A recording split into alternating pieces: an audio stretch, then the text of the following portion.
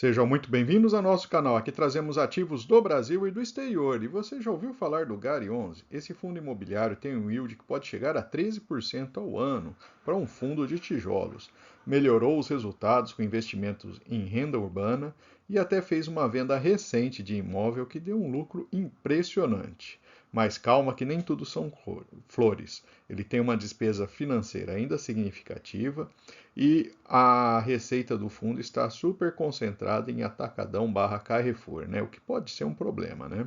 Será que o Gari 11 é uma mina de ouro para quem quiser renda passiva ou um risco que pode acabar explodindo em sua carteira? Fique comigo até o final que eu vou te mostrar todos os detalhes, prós e contras e o que você precisa saber antes de investir nesse fundo imobiliário. E se o vídeo ajudar em seus estudos, fique à vontade para curtir, compartilhar e se inscrever em nosso canal.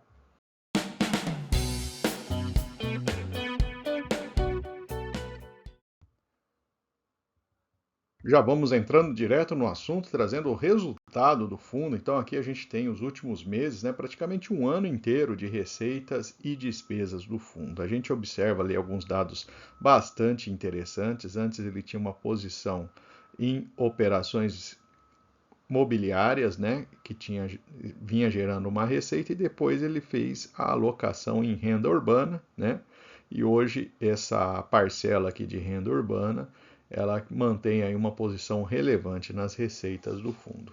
Ele vinha lá de trás com a receita em logística, né, a receita em logística até teve um aumento recente, mas a gente nota aí essa migração aí para a renda urbana. Inclusive a gente vai falar sobre venda de imóvel, né? Esse movimento também vai ajudar a migrar o fundo ainda mais aí para o foco de renda urbana. As despesas financeiras do fundo, né, chamam a atenção, ele vinha aí de 2.400, né, milhões por mês, ele está aí na casa de 1.900 nesse momento, ainda é uma despesa financeira bastante significativa. Mas ainda assim o fundo mostrou ali nos últimos meses, né, um ganho de performance, né, os seus resultados melhoraram, inclusive ele está mantendo um guidance ali numa faixa adequada, né, mais alta do que ele vinha praticando lá atrás e que ele conseguiu superar aí nos últimos meses, inclusive. Aqui a gente traz a evolução do volume mensal do fundo, volume bem significativo, né? Ele é um fundo aí que está negociando aí acima de 120 milhões por mês nos últimos meses. A gente percebe aí que desde 23 esse volume vem crescendo e também vem crescendo o número de cotistas. Então é um fundo que atraiu bastante atenção do investidor, né? E tem mostrado isso, né, no desempenho aí tanto do seu volume quanto no aumento de número de cotistas. Aqui temos o desempenho dele, em parte, né, o interesse se deve a isso, né, ele apresenta aí um rendimento bastante interessante, bem acima aí, inclusive do mercado, né? Então a gente observa ali, né, o resultado de maneira geral. O Gari 11 ele está um pouco acima, ele consegue pagar um rendimento aí acima do que tem sido colocado no mercado. E vamos falar agora dos imóveis, né? Começando ali pela maior posição do fundo, né? Que é responsável aí por 19% da receita, né? É a Souza Cruz, em Cachoeirinha, Rio Grande do Sul, são quase 80 mil metros quadrados, é um galpão logístico, né? Um imóvel ali de caráter industrial, né? A instalação ali de todos os escritórios, laboratório, galpões ali que fazem estoque para a empresa. A segunda maior posição, que possui ali, né, 10% da receita do fundo, é um galpão no Pernambuco, né, para a BRF, um galpão de pouco mais de 30 mil metros quadrados, mas isso por enquanto, né? Esse galpão aí ele foi vendido, então início de março agora, né, foi concluída essa venda do BRF Visa, e esse valor ali, né, ele acaba impactando positivamente o caixa do fundo. A venda foi de 273 milhões de reais e um lucro bruto aí de 71 milhões. Então, ele teve ali o equivalente a IPCA mais 20% na transação aí com esse imóvel, né? Um resultado bastante interessante, né? E aí essa disponibilidade, né, com essa venda, a disponibilidade do fundo atingiu 550 milhões de reais, né? E aí garante aí um colchão relevante aí para as obrigações de fundo do fundo, né, em relação às suas dívidas. E aí ele também está colocando 145 milhões ali na redução das dívidas do fundo, que de fato são dívidas, né, bastante elevadas ali, proporcionalmente ao seu patrimônio. E o terceiro imóvel aqui, né, do Grupo Mateus, em Vitória da Conquista, que responde só por 2,9%. Ou seja, a princípio aquele imóvel da Souza Cruz, que responde por 19%, ele tem um grau de concentração. Depois esse segundo imóvel que foi vendido, e agora o terceiro ele já tem um resultado que responde por 3% do resultado total, né? Daqui para frente, né, são imóveis menores, grande parte são imóveis urbanos aí, locados aí para redes varejistas, né?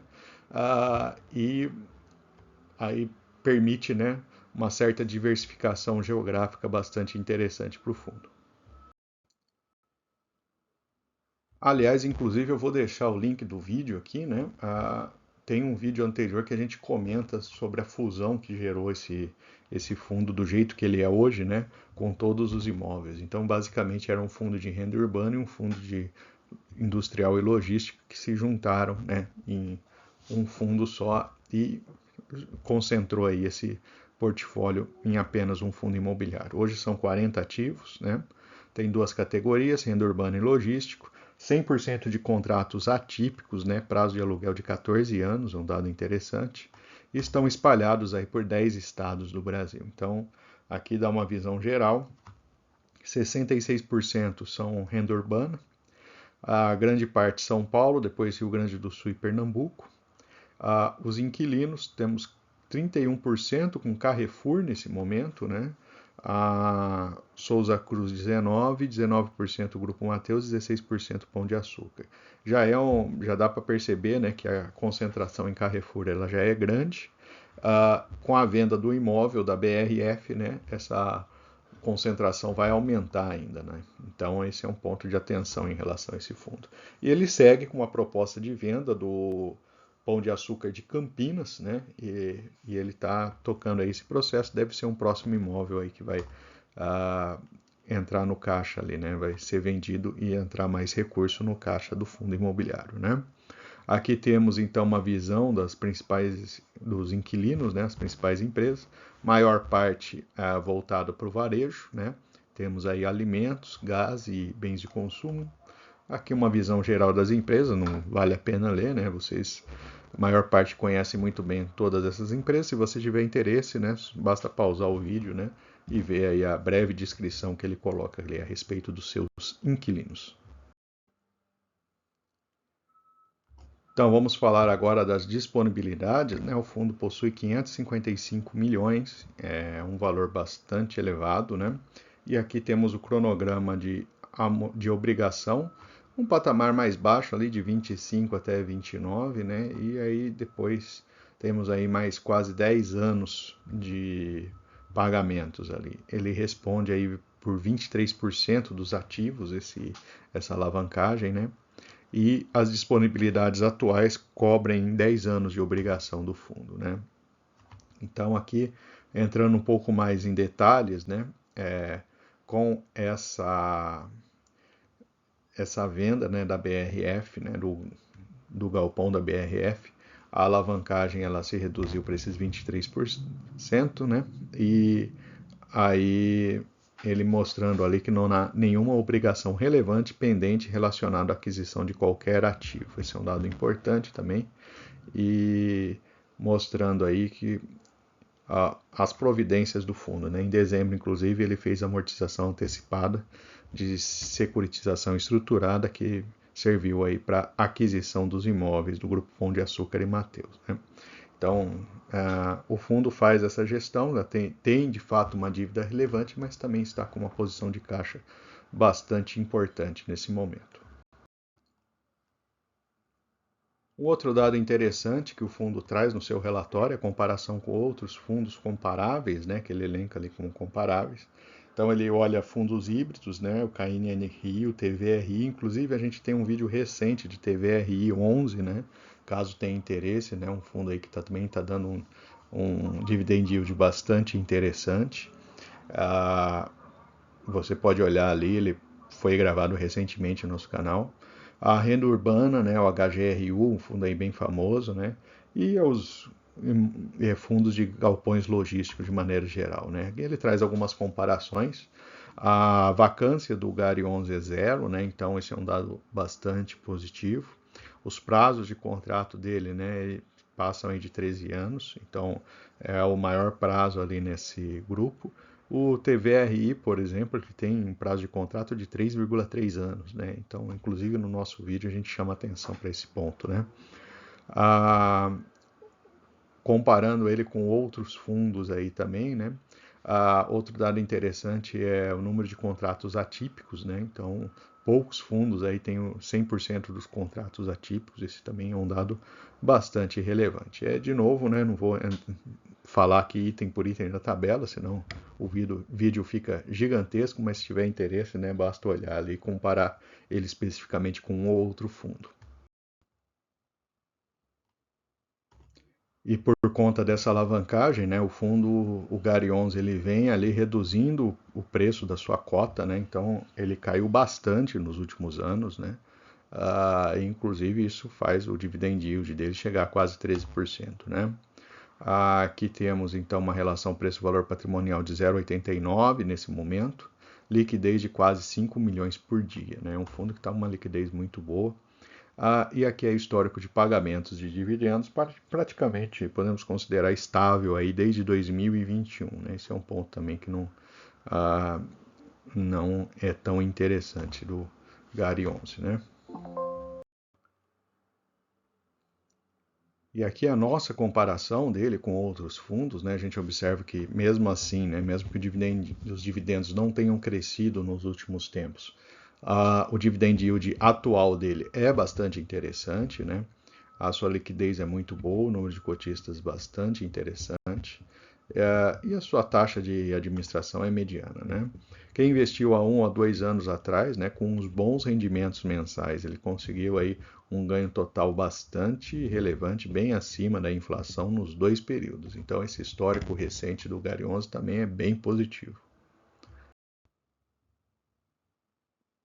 E finalmente vamos trazer os pontos positivos e negativos do GARI 11. Né? Do lado positivo é um fundo que melhorou o resultado com investimento em renda urbana.